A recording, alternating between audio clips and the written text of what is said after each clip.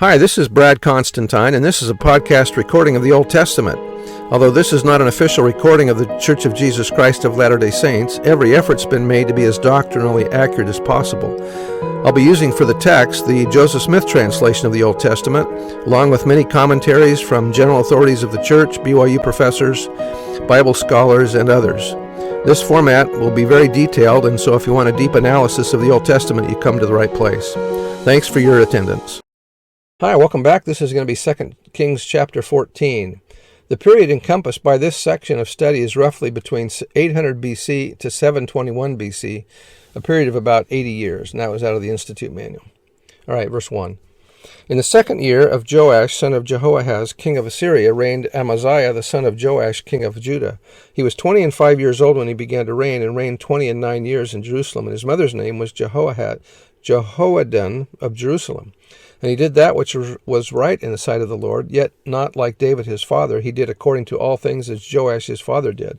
Howbeit the high places were not taken away, as yet the people did sacrifice and burnt incense on the high places. And it came to pass, as soon as the kingdom was confirmed by his hand, that he slew his servants, which had slain the king his father. But the children of the murderers he slew not, according unto that which is written in the book of the law of Moses, wherein the law commanded, saying, The fathers shall not be put to death for the children, nor the children be put to death for the fathers, but every man shall be put to death for his own sin. He slew of Edom in the valley of Salt 10,000, and took Selah by war, and called the name of it Joktheel unto this day. Then Amaziah sent messengers to Jehoash, the son of Jehoahaz, son of Jehu, king of Israel, saying, Come, let us look one another in the face. To look one another in the face is a Hebrew idiom for going to war with one another. Although in the version here no explanation is given for why Amaziah asked for war, the parallel version in Chronicles explains what occurred. As he was strengthening his army for the war with the Edomites, Amaziah hired 100,000 mercenaries from the northern kingdom of Israel, or Ephraim.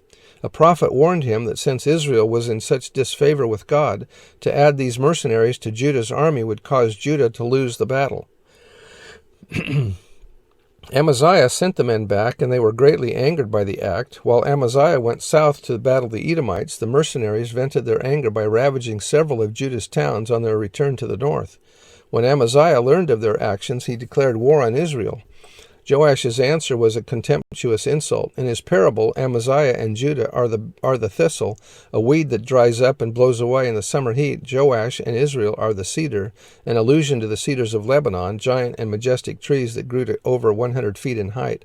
Amaziah evidently asked for a royal princess as part of an official state apology. Joash said he would be like a wild beast instead and tromp the thistleweed down. Amaziah took the challenge and was badly beaten. The Chronicles account explains that the loss came because Amaziah had brought back the gods of Edom and with him after the victory there, and he had worshipped them. That was out of the Institute Manual. Verse 9. And Jehoash the king of Israel sent to Amaziah king of Judah, saying, The thistle that was in Lebanon sent to the cedar that was in Lebanon, saying, Give thy daughter to my son to wife. And there passed by a wild beast that was in Lebanon, and trode down the thistle. Thou hast indeed smitten Edom, and thine heart hath lifted thee up. Glory of this. Tarry at home, for why shouldst thou meddle to thy hurt, that thou shouldst fall, even thou and Judah with thee?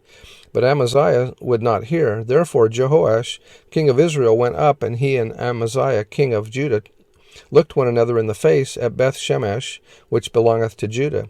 And Judah was put to the worst before Israel, and they fled every man to their tents.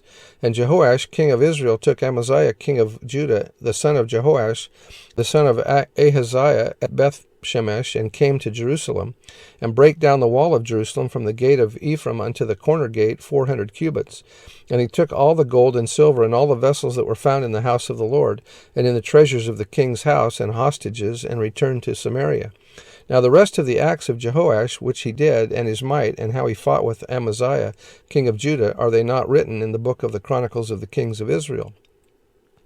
And Jehoash slept with his fathers, and was buried in Samaria with the kings of Israel, and Jeroboam the son reigned in his stead. And Amaziah the son of Joash, king of Judah, lived after the death of Jehoash, son of Jehoaz, king of Israel, 15 years. And the rest of the acts of Amaziah, are they not written in the book of the Chronicles of the kings of Judah? Now they made a conspiracy against him in Jerusalem, and he fled to Lachish. But they sent after him to Lachish and slew him there. And they brought him on horses, and he was buried in Jerusalem with his fathers in the city of David. And all the people of Judah took Azariah, which was 16 years old, and made him king instead of his father Amaziah. He built Elath and restored it to Judah after that the king slept with his fathers. Elath was also known as Ezion Geber. It was an area that had been controlled by Solomon and used as a home port for his Red Sea trading fleet to Ophir and Arabia.